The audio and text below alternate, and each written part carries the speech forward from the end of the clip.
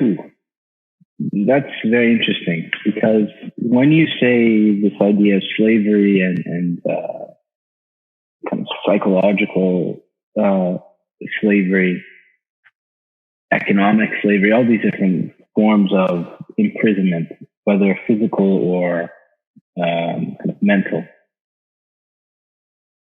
a lot of the kind of capitalistic society is predicated upon this notion, in my opinion. Especially as somebody who understands brands, how brands are built, a lot of them are predicated on this idea of like, I know that you want to get to this certain identity, and I'm going to associate a product with that identity.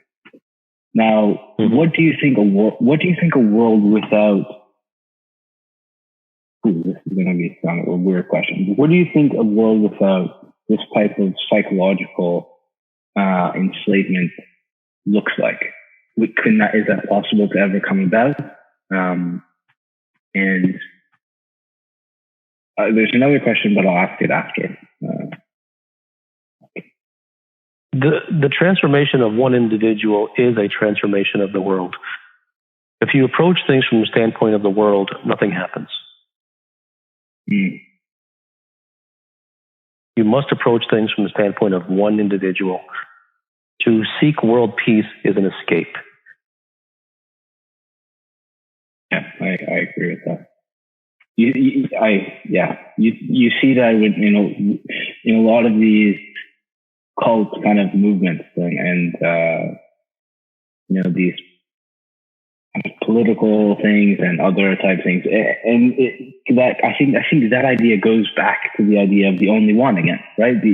You cannot be the only one, obviously, if you're trying to change a group of people. There's no group anything. The group anything is dead before it begins. There's no group enlightenment. There's no group meditation. That's just a game. Okay. If you're dead serious, you'll do it alone. Or you might have insights from another person, not prescriptive insights, but insights that might help with a soft hand and a light touch, guide you, back towards the truth about your essence. But there's no getting together with a group of 20 people and going to a retreat. That's literally a joke. I 100% agree with you. Where I get a little bit confused is in this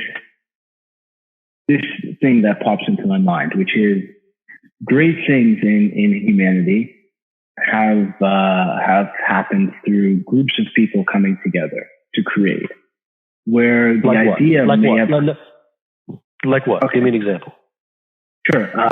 So all of the infrastructure around us, the roads, the electricity in the place that I am right now, the construction of this home that I'm living in was put together by a group of people. Where it may have come from the mind of one person, or the inspiration of one person, or the truth of one person, but it was put together by a group of people, which is where I struggle to see.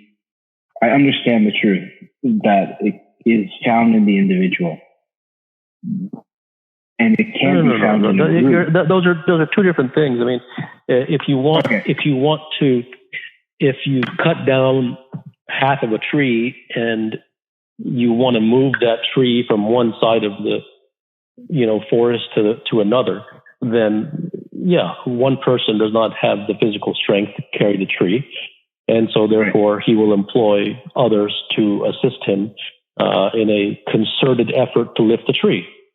That's not a problem. I mean, that's a mechanical thing. That is the input of skill towards a common goal, right?